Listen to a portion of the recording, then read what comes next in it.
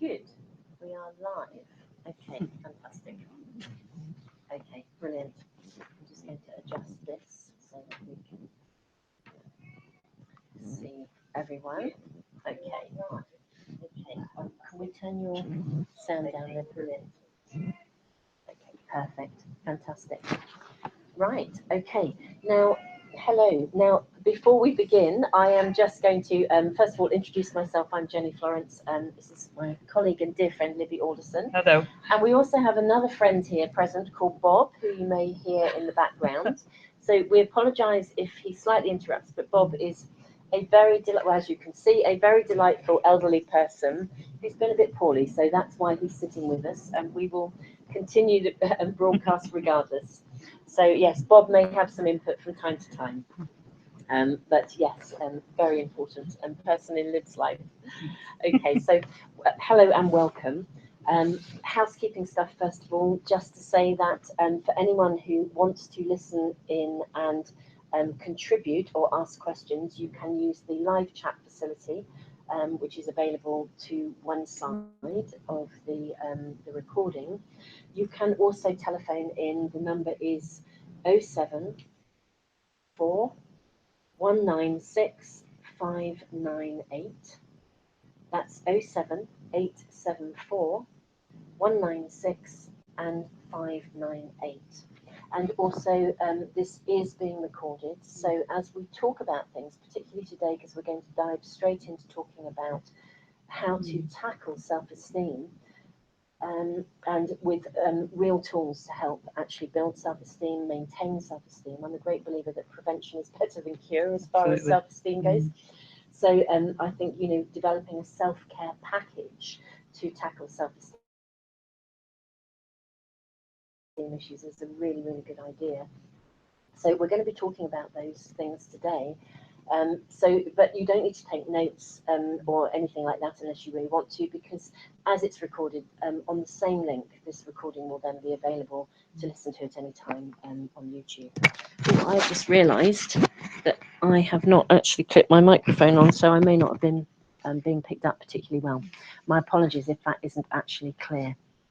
Now, following our last sort of live broadcast, we had some questions that came through, and 3 of them were particularly relevant to actually the themes that we're going to be looking at today. So I'm going to read them out, because we may actually, I think that we may actually return to them at different times with some of the sort of practical and pragmatic solutions that we're going to be sort of suggesting. So one was from somebody, I don't have a name, it came through on a text, who says, this person says, when I was little, I was told that I was stupid. And whenever things go wrong, I always go back to the same thoughts again and again. How do I change this? So that's a question. We'll be talking a little bit about the relevance of that in actually a self-care package to address that. Another was, how can one who becomes disabled and unable to work get over this issue to find inner peace, knowing that you need help of others for activities of daily life? Now, I think this is really, really relevant to self-esteem, because we build self-esteem through relationship. It's also self-esteem gets damaged through relationship as well. So if we find ourselves in a position of dependency on others, particularly in our daily lives, in our daily needs, I think it can really, really press some quite raw buttons for us, especially if our self-esteem isn't great to start with. So again, we'll come back to that question again and again as we look at different aspects of self-esteem. And the last one that I'm going to read out is, I have never had any confidence in myself at all. I worry about everything, and I actually don't know why. So again, I'm just going to say that we won't necessarily be able to answer that quite as directly, but the relevance is that people who have low self-esteem often worry, and they often have a lack of confidence. Self-esteem tends to undermine confidence, or low self-esteem undermines confidence. And so actually someone who worries about everything, again, there are certain things we're going to be talking about today that are really, really relevant to kind of tackling that sort of nagging inner worrier. So, so I'm just going to read, as I said, I wanted to read those out as a starting point, because there's great relevance to the things we're going to talk about today. Just to say, Jenny, as well, that we are able to take any other questions that come through, and I'll feed those in at the appropriate time. Brilliant. Thank you, Lib. Thank you. So going back to one of those questions, actually, self-esteem is fundamentally built through relationship. We need consistent, realistic being very important, and positive feedback without judgment and without retribution, just in terms of developing a sense of being someone, of who we are. And when I say realistic, I just wanted to voice something about that, because consistent, realistic, and positive is very important. Because if as a little person we get an abundance of positive feedback, even when we do something and we don't do it very well, or we kind of know we could have done it better, and we get positive feedback anyway, it's actually not that helpful. Bizarrely, it doesn't help our self-esteem, because if we kind of know that we didn't try very hard, but we don't have to bother, it kind of fuels a kind of an attitude that later in life can undermine us. So positive, realistic, consistent feedback without judgment and without retribution is really important. And I'd like us to keep that in mind, because actually as adults, if we have low self-esteem, we need to learn in some ways to be able to offer ourselves exactly that. We need healthy, consistent, realistic validation. It doesn't mean that we aren't going to get it from others as well. In fact, it's really important that we do. But some people in our lives are going to give us really healthy validation, and some people aren't. And I was saying to Lib earlier, when I was talking about what I'd like to speak about today, I'm going to go through what I would call a self-care package. But I hope that by the end, we still have time to just talk a little bit about boundaries and about discernment in people. Because if we enter into relationships, and we enter into relationships looking for validation from people who simply can't give it to us because they don't have enough self-esteem themselves, or they've got their own problems, then we're kind of going to come up against a bit of a brick wall. And if we develop our own discernment in relation to others, and we recognize maybe who we can engage in positive relationships with and who we can't, then we don't set ourselves up for continual disappointment. And I have a brilliant tool that I'd like to go through, but I'm going to leave it till the end because there's some other stuff I want to talk about first. But I hope that we have time to do that, and if not, we'll attend to it at another time. So, primarily, there are 3 areas that I think we need to think about in terms of our self-care package. So, firstly, that we learn through repetition. You know, if you think about it, when we're little, the first time when we're learning to walk, for example, if you've got a toddler learning to walk, they don't just get up and walk. You know, we don't get up. We get up and we fall over quite a lot. And one of the key things in terms of low self-esteem that we really, really need to be aware of is we do learn through repetition. And so if we're putting together a self-care package, whatever we do, we need to do it consistently. We need to find the tools that work for us.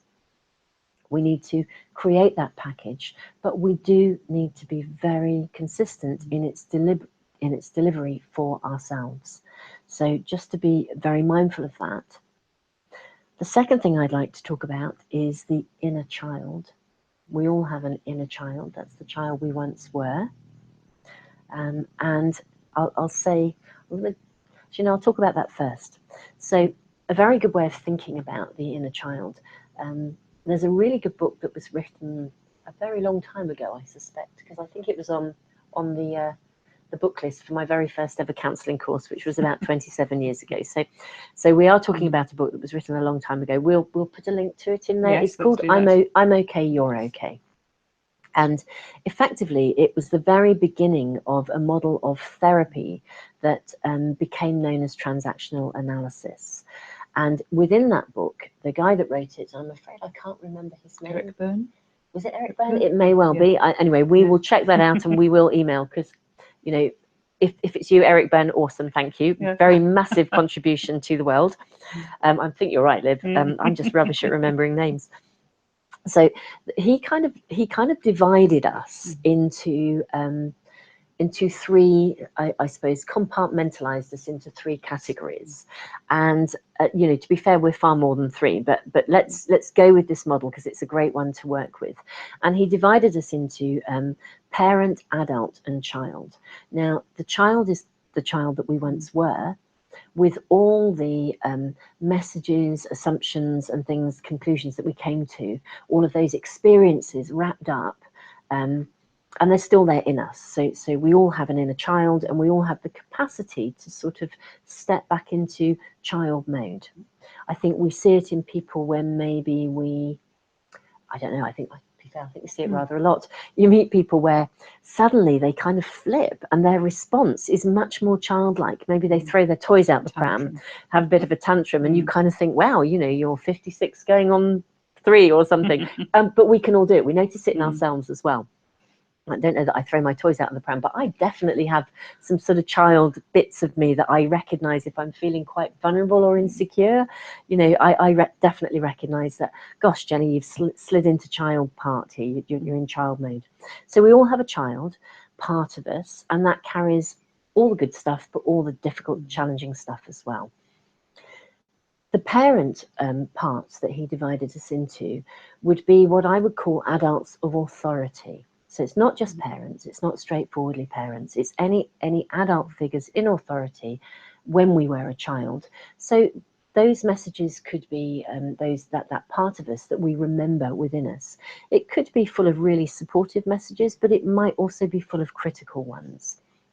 When I use this model with people, rather than calling it parent, adult, child, I often call it critic, adult, child, because when we're working with that aspect of someone, we're often looking at the more critical messages and the more challenging messages that they absorbed during their childhood.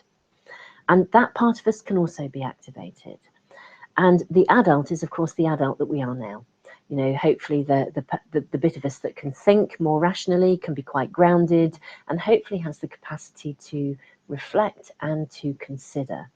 So in working with self-esteem, we really want to try and engage as much as we can with the adult part of us, even though very often we can find that we can be, you see, we can be a combination. We could step into the child part of us, we could step into the parent, the critical part of us, or we could be in adult mode. We could be only child, we could be parent, critic, and child, and the adult part of us might be absent, or we can be in all three. I'm really big on developing our ability to be tuned in with the adult part of us, because it means even if the child part of us is activated, or the critical, you know, parental, you know, adult in authority part of us is activated, as long as we connect to the adult part of us, we still hold our ability to have some rational thinking about the way that we are feeling in that moment. So part of what we're going to do today in our self-care package is understand how that works and develop some tools to work with that. So that sort of takes me to the last part that I wanted to talk about, which was our inner dialogue.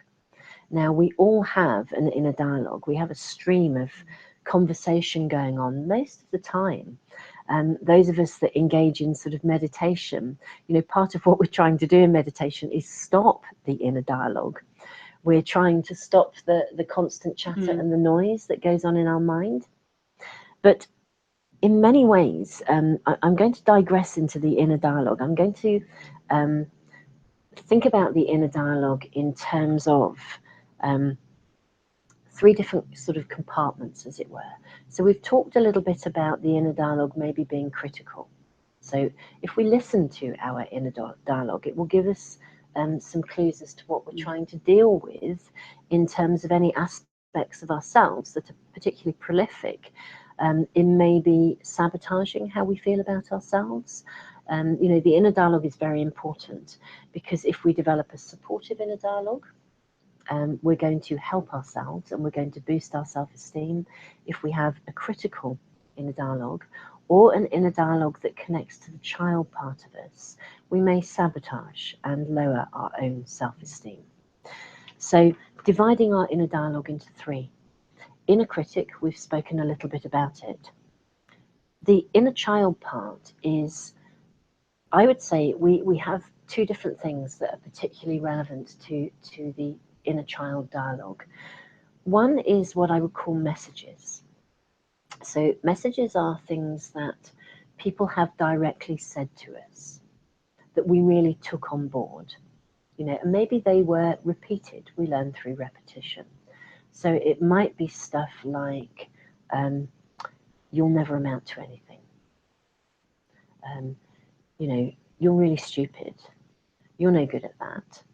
It's those kind of messages that maybe somebody could have taunted us. We could have been bullied. It could have been a sibling. It could have been anything that we really heard directly, and we took it on board. But somehow that dialogue still replays, and we're still living through it.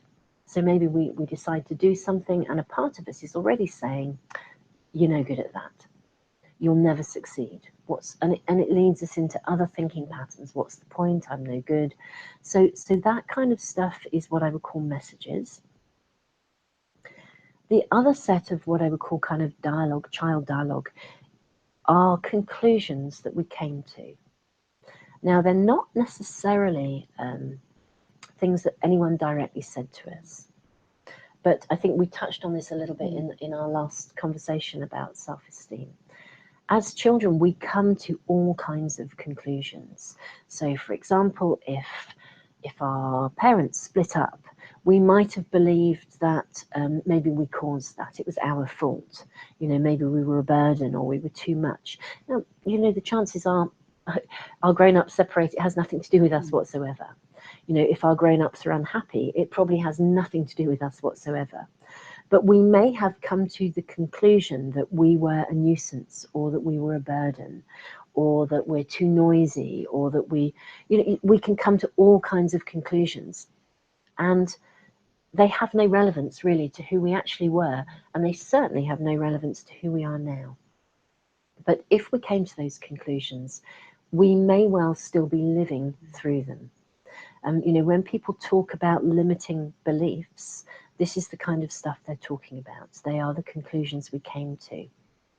Now, I'm just going to slightly digress because I want to highlight a particular resource.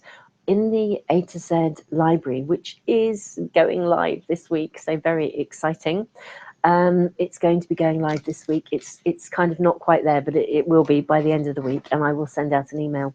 I have an audio particularly about this. It's called Child Logic, and I really talk about how that happens in much more depth. It's very much about the conclusions we came to. So I will just head that up a little bit. It might be a useful resource for people. So how do we address some of these issues?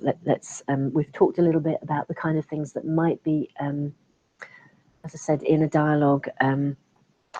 The things I've just talked about, they can work for us or they can work against us. So I'm going to go straight into talking about the personal care package.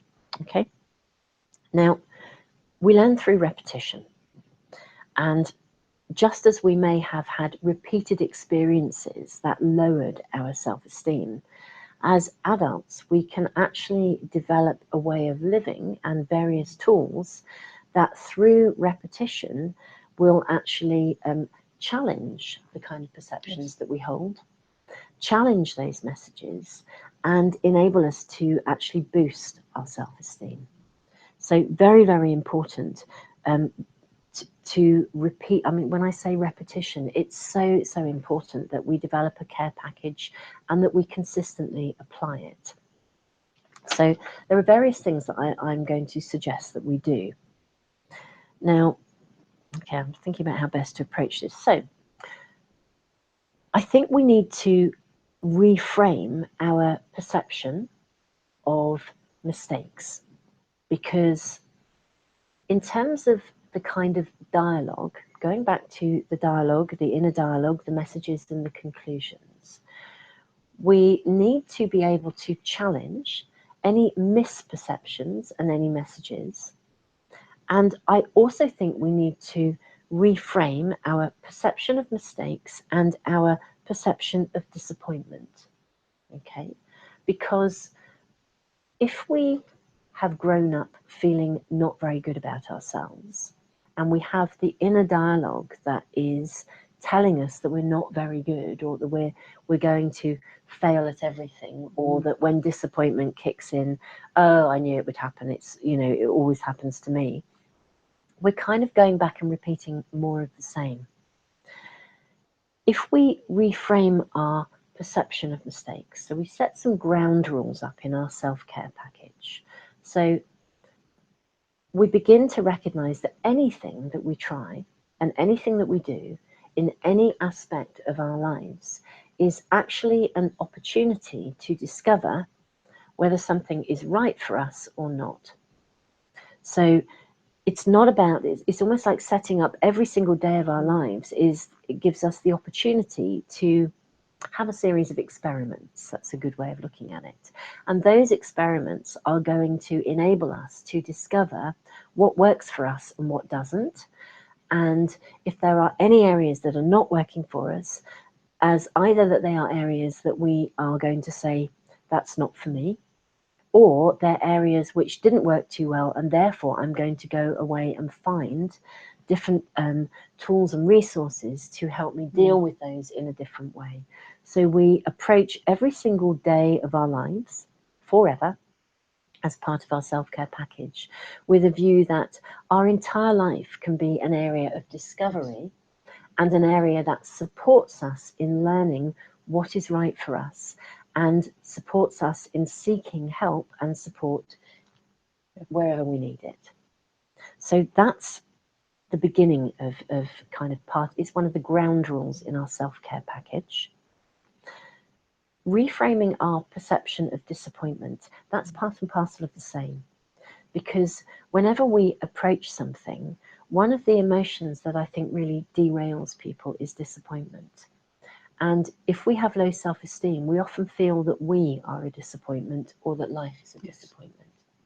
And so the same thing, one of our ground rules for our self-care package will be, we will approach every day of our lives with a view that in everything that we embark on doing, if we experience disappointment, it is actually giving us information. It doesn't mean that we are a disappointment or that something we have done is a disappointment. It means that we're experiencing disappointment, and this is like whenever we experience disappointment, it's an opportunity to press a pause button, and it's an opportunity to kind of listen. Actually, what is disappointment telling me? Is it saying that I'm genuinely out of my depth and I need to get some help and support to carry on with this? Is it telling me this relationship isn't working for me? I need to, make a decision. Is it telling me that this job isn't right for me? Or is it telling me that this activity isn't right for me? Or is it saying this activity, it's not right for me because I need to learn more, so I need to get some more care in place to do this? So I really want us to reframe, as I said, our perception of mistakes and our perception of disappointment as an emotion that is generated as a learning curve. So those are some ground rules, okay? And the next ground rule in our self-care package is that we need to shift our inner critic to becoming an inner critique, okay? Because if we, I don't know, let's say if I'm a painter and I paint something, if I stand back and I criticize it, I will feel rubbish about, I'll just feel rubbish about it. If I critique it, I might decide that I'm going to scrap it and start again, but I might also begin to decide, yes, I could tweak that, I could try this.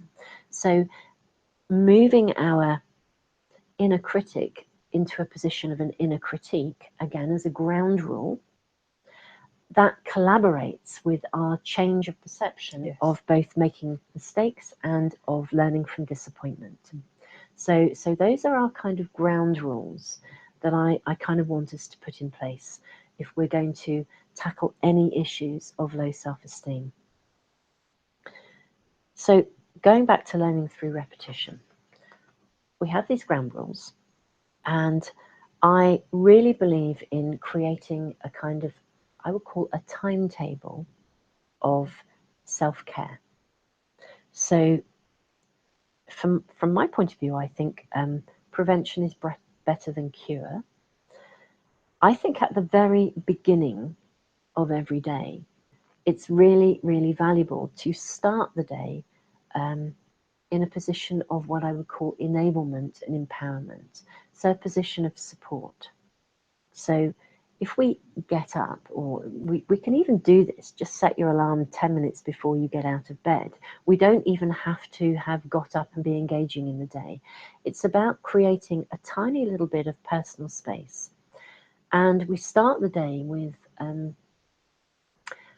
in a way, it's like reinforcing our ground rules. It's quite useful to go back to those. So it's recognizing, whatever happens in my day today, I am going to use my experiences today as a learning curve. Now, I think developing an affirmation, or I would venture to call it a power statement. So affirmations come very much from somebody called Louise Hay. I think it's useful to talk about her. She's definitely the queen of affirmation. And power statements my experience of power statements come from a couple of authors, Catherine Woodward Thomas and Claire Zammit. And they use affirmations in a different way. They develop what they call a power statement. And a power statement is a bit more than an affirmation. A power statement is a personal statement. So we could say that an affirmation might be a bit wishy-washy, maybe. Okay, I'm not saying that they always are, because I'm really big on positive thinking. But let's say, for example, you know that the day ahead is going to hold a challenging meeting where you've got to say something to somebody and you're a bit worried about it. Actually, if you were to give yourself an affirmation which says, I don't know, all of my conversations work out for the best. If you know you're going to deal with a challenging conversation, maybe with a bully at work or something, actually, and your affirmation was all my conversations work out for the best and everybody in the world is lovely, then that's really not very real. It's a very positive affirmation, but deep down inside, you'll be thinking, yeah, but this guy's a bully, or this girl's a bully, or whatever it is, I know I've got a really challenging statement, and actually I'm really worried about it. So in a way, a power statement is much more about, even though I know I have a challenging conversation today, I commit fully to engage in this as a learning curve. Now that, for me, is much more empowering. Yes. It's not denying the fact that I'm worried, or even that I have a challenging situation, but it's saying, whatever comes from this, the outcome of this, I'm going to gain from this.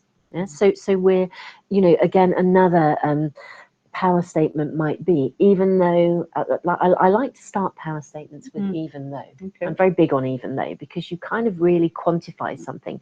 Even though I am anxious about my day, or even though my self-esteem is feeling pretty low, and I'm worried about X, Y, Z, I give myself full permission to have a go, and I fully commit to not criticizing myself about the outcome and to learning from it. It's very different. It feels far more grounded in realistic assessment of a situation rather than wishful thinking. Absolutely, Lib. And that kind of statement is actually much more supportive. And it connects to the things that I started this talk with. We build self-esteem through consistent, realistic validation. Yeah, it's no good just making stuff up or saying, oh, that's brilliant, even when we know deep down it's not, or saying, well, that's all right, when actually we don't feel all right. We need to validate the way that we feel. Yeah, it's part of learning self-esteem. Self-esteem doesn't mean we've had the most wonderful, happy childhood. It means we've had a realistic one, and we've developed durability because we've learned to cope with the emotional experience of challenges, and we felt supported through that. So we have a fundamental belief in ourselves and in the world in general. So going back to my starting point, consistent, realistic, and positive, healthy feedback, no judgment. Yeah, so we've removed judgment because we've actually turned our critic into a critique. So even within that one statement, our critic has been removed, and we are opening the opportunity for critique, because we're saying, even though I feel this, I am committed to learning from the experience. So that kind of power statement is containing a great deal. It's realistic, it's affirming the way that we feel. So there's validation of our emotions, even the challenging ones. And there's a real commitment to support, to self-support. If we are worried or we're isolated, maybe a good power statement might be, even though I feel really isolated and I am worried about my day, I fully commit to take one step towards seeking, towards finding a way of reaching out and finding some support, or seeking support. And whatever happens, I fully commit to evaluating the experience in a way that will enable me to gain from that. So we're working on something that is deeply personal to us, but it's realistic, it's valid, it's consistent. So I would kind of really encourage people to work on developing that. I've actually got a whole sheet of stuff about this, and I might actually see if I can find a way of maybe putting that maybe onto the A to Z of emotional health Facebook page. I always send out an email after this event with any links and connections. I think what I might do is put that sheet onto the page, if I can do that. It's actually part of my next book in relation to the chapter that's actually about despair, but I'm not going to digress to that today. So going back to this personal care package, timetable in, work out something of that, an affirmation of that nature, because it's very, very affirming. I also think that we can develop something of a similar statement that we can, we talked in our last conversation about having stock answers and having something at the tip of your tongue that you can, if you're in a challenging situation, it gives you the opportunity to press a pause button. Again, developing a power statement that says, even though I'm worried right now, I'm going to give myself time out. It's developing a power statement that enables you to reconnect with the adult. Okay. So, as I said, affirmations and these kind of power statements are really good to start the day, but also to develop something of a statement that if you find yourself being phased, or you feel like you're sliding into, let's say, the child part of you. We talked earlier about that, sort of the critic, the child, and the adult. We need something that keeps you in adult. So whenever you're faced with a challenging situation, you have some kind of a statement. Again, even though I'm worried about this, I fully commit to holding on to the adult part of me and to using this as a learning curve. Again, it's an empowering statement that we learn through repetition. If your mind is full of child inner dialogue and critical inner dialogue, the more that you develop these kind of statements that are at the tip of your tongue, the more you ground yourself in the adult part of you. So if the child part of you gets activated, the adult part of you's got it at the tip of your tongue. You're just calling it to attention. Absolutely, absolutely, Liv. And in that I'm okay, you're okay book that we spoke about, there's some really lovely case studies and some awesome ones where I remember reading one of them where, it's a long time ago I read it, so if I get this if my portrayal of this isn't quite accurate, I apologise. But the gist of it was a girl who really used to get into seriously deep water. She'd fire off right, left and centre, and all of her relationships were ending up in massive arguments. And with this sort of tool, she was able to recognise that she'd slid into child part, and that the child part of her was very angry. And just by being able to recognise it, she immediately held on to the more adult part of herself. So she could notice, and noticing is really, really key in these kind of situations. We stop when we are non-reactive. we manage life much better. I mean, that, and as soon as the reactive part of us tends to be the child part. 9 times out of 10 for all of us, if we react, we are being emotionally fueled, and something of our sort of buttons have been pressed. And when our buttons are pressed, it inevitably goes, not necessarily to the child part, but very often, or to previous challenging experiences. So I think it's kind of, again, very, these affirmations and power statements are very, very important to develop. And as I said, I'll put a page up on that. Now, back to my timetabling, my care package. I really think just as we start the day on a really positive note, it is unbelievably helpful to also finish the day. If we've given ourselves a commitment to evaluating our experiences on a daily basis as a learning curve, we need to timetable and create space at the end of the day to do exactly that. Now, sometimes for me, because my world is, I don't have such a straightforward timetable. My world is very unusual, I think, in many ways. But I actually do find that the end of the day is the best time for this, regardless. Sometimes I might take a little bit of time for reflection in the middle of my day, but that's because I do a lot of driving and there's space for that. So work it out where it works for you. But for myself, I think the best use of my time is at the end of my day. Even as I'm going to bed, I will give myself that little bit of downwind time, and I take time to evaluate, actually, how is my day gone? Is there a moment when I felt, not so great? Is there a moment when the kind of inner critic kicked in, and instead of it being a critic, a critique, it was very, very critical? Were there any moments when I found myself kind of a bit full of self-doubt? Were there any moments when actually I didn't manage to press a pause button? Were there experiences that I engaged in today that actually weren't really working for me? What can I do about that? So it's a real space of reflection that is about enabling me to make valid choices in my life. But I also do so with a degree of kindness. I think we very, very often look at our lives, if we have a very, very critical position, and when we engage in that critical position, we tend to put ourselves into child mode, and we really, really don't feel very good. Back to reframing our perception of mistakes, back to reframing our perception of disappointment. I think it's really, really important to evaluate every day, and also to pick out the areas that deserve celebrating. How many people don't actually acknowledge the positives?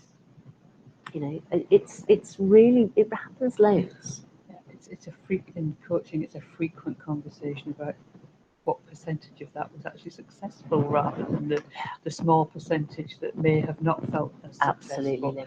Absolutely. It's interesting how many people fall into looking on the downside. Yeah, we focus. I think we have a tendency to focus on the things that aren't working rather than the things that are, actually, which is such a shame, isn't it? Yeah, we're having a little bit of feedback from some people saying that there is some interference in noise.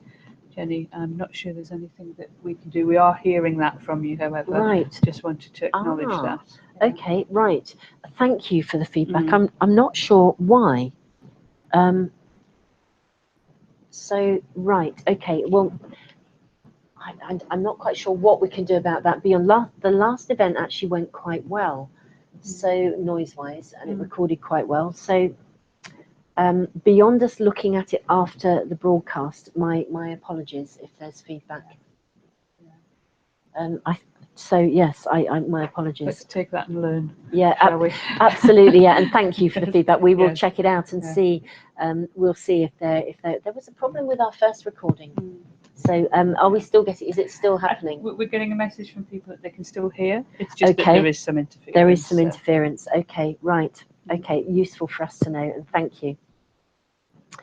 Right, so coming back to celebration, there's some really lovely tools that we can do in terms of celebrating our achievements.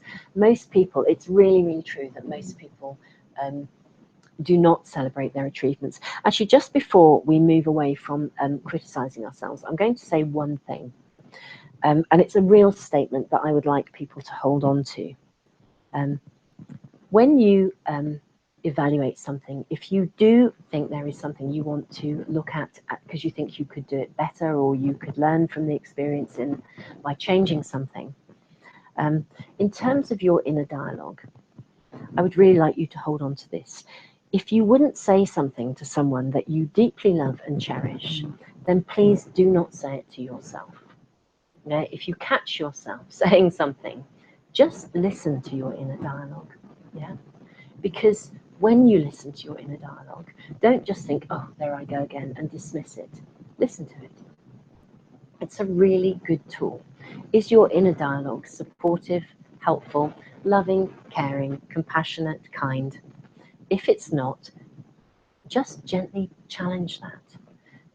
Has that come from a message from the past? Is that something that you heard that's still colouring your life now? Or has it come from a conclusion that you came to about yourself? Either way, please gently and supportively challenge that. Step into the adult part of you. So notice the dialogue, listen to it. And as I said, if you wouldn't say it to someone that you love and cherish and hold very dear, please don't say it to yourself. Yeah? So just that's a golden rule across the board. Now, coming back to celebrating our achievements, I think at the end of every day, if we have embarked on every day of our lives as an experiment in growth and learning, okay, then actually there will always be an opportunity for celebration, because whatever you have done that day, the fact that you embarked on it from that position in the first place deserves acknowledgement and celebration, as far as I'm concerned.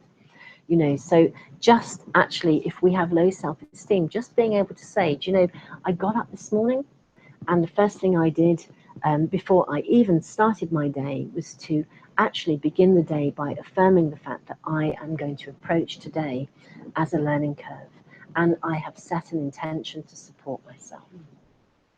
So really valuable. That in itself deserves celebrating. Now, many years ago, I saw a program, I think it was called A Child of Our Times. I recall this program. Do you remember this program? Yes. Fabulous. And they had a wonderful exercise. I've spoken about it on one of the audios in the library about the difference between confidence and self-esteem. And they were testing for self-esteem. And they had a jigsaw puzzle it was one of those jigsaw puzzles with the little pieces that slot into the hole. Yes. And each child was given a set period of time to do this jigsaw. But one of the pieces was not quite the right shape. So basically they were set up to fail. They couldn't achieve it. And it was all well within their capability. So they had to struggle a bit, and they were all trying, and they gave them a fixed period of time, and then they distracted them and swapped this piece for a piece that would fit, so they could then complete the task. So each of them had, as I said, an identical amount of time. And then afterwards, they gave them a sheet of gold stars, and they asked them to award themselves the number of gold stars that they thought that they deserved for achieving this wonderful task. They completed the jigsaw puzzle. And then they evaluated the self-esteem on the number of gold stars that the child awarded themselves. Most of them gave themselves a few, somewhere in the middle. One little girl gave herself none. And she said, I was rubbish, it took me ages. Okay? So really low self-esteem, really low self-esteem. And one little boy gave himself the whole sheet. He was the only one. And he said, it took me ages, but I did it. You know, isn't that just, that has never left me. I mean, it was just one of the most wonderful examples. Now, Now, I'm really big on the gold star thing, because I just think, actually, and go out. I should obviously definitely have some kind of business in selling gold stars. I do really well. I think, really, when we validate ourselves and we acknowledge realistically, again, not some sort of silly affirmation of something that I'm going to give myself gold stars, even though I didn't really try very hard. It's back to this consistent, realistic and positive feedback. We really need to do that for ourselves. Of course we get it from others, and that's wonderful. But the key here is that people with low self-esteem, very often, not only do they not celebrate and acknowledge their achievements, but when other people celebrate and acknowledge them, they don't allow themselves to receive that feedback either. And that's the real key here. It's so important. The reason we need to adopt a self-care package is that people with low self-esteem actually often bat away any praise, and they bat away any kind of validation, even though they're seeking it, which means that until they shift their own perception of themselves, they don't allow any healthy recognition to come in. And people may stop trying to give that recognition once it's been refused. So if it's refused consistently, yes. You give up trying. You think, well, they're not going to hear it anyway, so why bother? And that's a real shame, because then the one thing that we need most in order to maintain our self-esteem and continue with that validation is that feedback. So that's why this sort of package of personal self-care, addressing the inner dialogue, addressing the inner child messages and conclusions, reframing our perception of mistakes, reframing our perception of disappointment. It's why these things are so important. Developing affirmations, and as I said, but much more to do with personal power statements that really hit the nail on the head for us, are so important. And the capacity to reflect, because if we reflect from a position of a critique, we are removing the critical part of us, and we are enabling ourselves to stop the inner sabotage that blocks any healthy validation from others coming in. We've got about 10 minutes left, 12 minutes left. Okay. Whether we might reflect back on the questions that we started with. Absolutely, Lib, absolutely. And interestingly enough, it does take me to something that I would like to have also spoken about. Let me grab those questions because they're over here. So coming back here to when I was little, I was told that I was stupid, and I go back to the same thoughts. I hope that we've addressed something of that. Those thoughts are child thoughts, they are repeating thoughts. And if you recognize that lovely model, the child, parent, adult, we really need you to develop something of a personal statement that presses the pause button and regrounds you.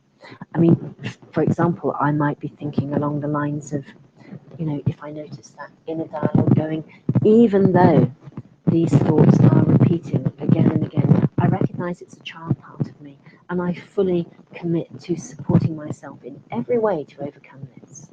That for me is a good power statement, and I've immediately clicked into the adult part of me, and we could develop some that go on from that. I've never had any confidence in myself. I worry about everything and I don't know why. We don't always need to know why. What we need to do is to be able to empower ourselves right now. We can go off and we can look at why, and we can seek support. That may be really important. It may be about giving yourself permission. Even though I worry about everything, I am going to fully commit to seeking the kind of support I need to help me with this. It may be, even though I don't know why I worry, I fully commit to addressing that inner dialogue, and I'm going to stop criticizing myself for this. So it's really about enabling and empowering yourself to work out what you can do right now. How can one who becomes disabled and unable to work get over this issue? and knowing that you need the help of others for activities in daily life. This is a biggie because sometimes things really do happen to us that really, really literally do disable us, not only emotionally but physically. The moment we move into a place of dependency, it is highly likely that we will begin to feel or tap into the child part of us. And I would really be wanting you to access something of yourself, again, in an empowered way. I kind of need to say, again, it is possible. I have somebody who I hold very, very dear in my world who manages care homes. And she says to me, there are really good carers, and then there are carers who come in and they deliver care, but then sometimes they deliver care without care. And I would really want you to be empowered to evaluate the people that are in your world and to be able to exert as much choice as you can over who you have in the world. Now, it takes me to a quote that I would actually like to finish with. I mean, there's quite a lot more we could actually say about this. The quote is from, I'm going to find the piece of paper, here we go. It's actually by Catherine Woodward Thomas. What she's actually talking about here is the fact that culturally, we have, certainly in the Western world, we have focused so much on independence that we have forgotten that the true nature of healthy humanity is to live in interdependence, not codependence. Codependence is where we are fostering and fueling relationships that are centered on our difficulties. Yeah? So we maintain one another's difficulties rather than relationships where we foster a level of support and celebration of one another to overcome our difficulties and step up in the world and be the best we can be in any particular area. So this is what she says. We've become confused about when and how much we should be feeding others and or allowing them to feed us back. Now she uses the word feed. I'm going to slightly change that to nurture. It's in the context that she's writing in. So she says, and I'm altering that one word, we've become confused about when and how much we should be nurturing others and or allowing them to nurture us back. In our therapeutically hip and savvy culture, we have collapsed codependence with interdependence, no longer able to distinguish between the two. In our confusion, we have stopped giving much of ourselves to others. We've also stopped allowing others to give much of themselves to us. For we have become to think of needing others as a negative thing. Our misguided goal has become total independence and self-sufficiency, lest we be thought of as too needy, and we've become all the sadder for it. I completely agree with that statement. I think we need to create a major shift back to recognizing that we are fundamentally relational beings. And most of us actually love giving if we are given the opportunity to. And actually, often, again, if we have low self-esteem, do you know it's really hard to receive? And it's a real challenge if we find ourselves in a position of dependency because we're obliged to receive. Interestingly enough, it kind of makes me wonder about focusing on our next conversation about giving and receiving. We talk a lot in relationship about give and take. I'm very big on giving and receiving. When someone takes, it doesn't necessarily mean that the person who is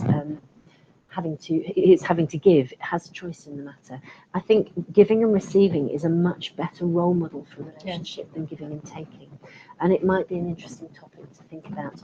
Again, feedback, let us know, and we'll think about how we move on.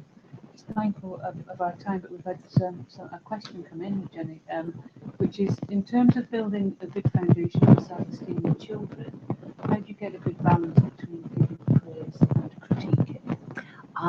Awesome, actually. I think we need to be really realistic. I'd like to give a lovely example that I use with people. I use this with parents who are struggling with their children, actually. I think what happens, particularly as grown-ups, if we are going through challenging times, what happens is that we forget sometimes to give positive feedback. I actually think with children, it's a really, just as we've talked about self-reflection for us at the end of the day, when we put our kids to bed, I think it's really good to give them positive feedback so you end on a positive note. Because what I've noticed with grown-ups who are maybe going through a trying time, if their children are well behaved and really good, let's say you know, on sort of Monday, Tuesday, Wednesday, the children are really good. So because the parents are so busy and life is so frantic and stuff's happening, they don't give the kids any feedback. But maybe on Thursday, a child is naughty, so they get told off, and rightly so. And then on Friday, the child's good, so there's no feedback. On Saturday, the child's naughty, so they get feedback because we have to tell them off because they're naughty. But it means that at the end of the week, the only feedback the child's had is negative. And a really good way of reversing that is to make sure that every single day we actually do give children realistic feedback. So if they're naughty, we tell them that they're naughty because they need that. It's actually very safe to have good parameters and good boundaries. But as a general rule, at the end of each day, we take time to kind of acknowledge the things they've done really well, and also to ask them if there are any areas, or, you know, I mean, I'm using very grown-up language. I wouldn't be using that kind of speak with a child. But actually, how's your day been? Because, you know, it's often at bedtime that the stuff comes out. And, you know, when you're really shattered and you want them to go to sleep. But if we allocate some time, again, timetabling into the day, just a 10-minute period where they give us some feedback. How's your day been? You know, what things were good for you, what weren't? And we're really allocating the kind of gold star system. So just building on that, it's possibly a different generation. We've got an observation from a listener that they think that low self-esteem is a big problem, especially in teenage years when they go through a lot. Massive. And often as a result of this, you know, changes. Why is it, and how can teachers influence this positively? Oh gosh, that's a challenge. I'm going to say especially a challenge because I think at the moment actually teachers are under so much pressure. I think there is very little support emotionally for young people. This actually might be again, I'm sort of mindful. Where are we with time? We've got about 4 minutes left. Right, because there's almost a part of me that again is sort of thinking, is it worth actually? I mean, I talked about maybe next time we could talk about relationships, but I wonder whether we could focus on actually self-esteem in young people. Next time, because there's so much we could say.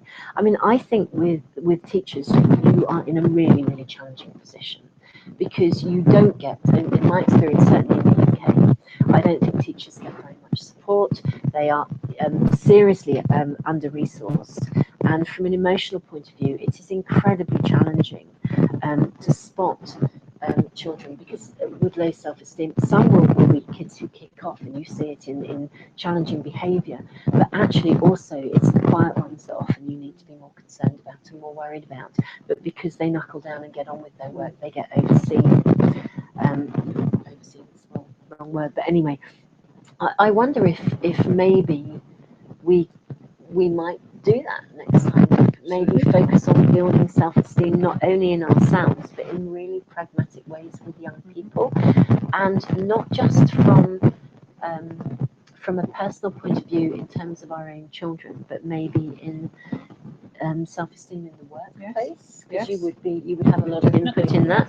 Self-esteem in the workplace, so it's kind of a self-esteem with young people, but also self-esteem in the workplace in terms of colleagues, in terms of how that kind of works, with some pragmatic and practical approaches to that too. I don't know if that's helpful for people. We could certainly commit to doing that.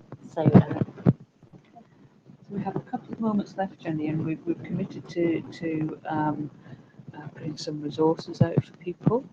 I guess we've got 2 minutes in which to finish. Really. To finish up. Well, obviously, I'm kind of wanting to. Actually, I've got one more quote I would like to. I love finishing on a quote. So, but yeah, let's just touch base on the resources. What I will do is I will send out an email, as always, afterwards with connections to any of the resources and any of the quotes.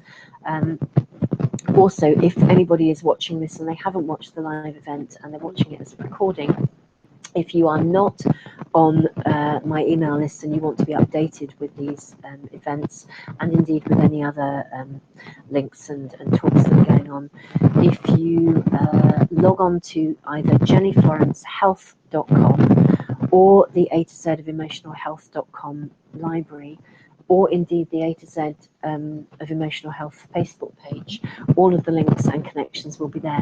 But if you want to register your email, you will need to do it on jennyflorencehealth.com or the A to Z of emotionalhealth.com audio library. And I think that probably just about brings us to a close, but the last quote of my day will be, the biggest disease today is not leprosy or to says book your laces, but I'm not quite sure what that says, is not leprosy, but rather the feeling of being unwanted and uncared for and deserted by everybody. And that was Mother Teresa. But I think it's exactly that, this isolation in society, the idea that we have to be independent rather than interdependent. So thank you very much for listening. Thank you very much for joining us, and I hope you can join us again. And obviously, also, if you have further questions or feedback, you can deliver that on the A to Z of Emotional Health Facebook page. Thank you. Thank you. Bye bye. Good night.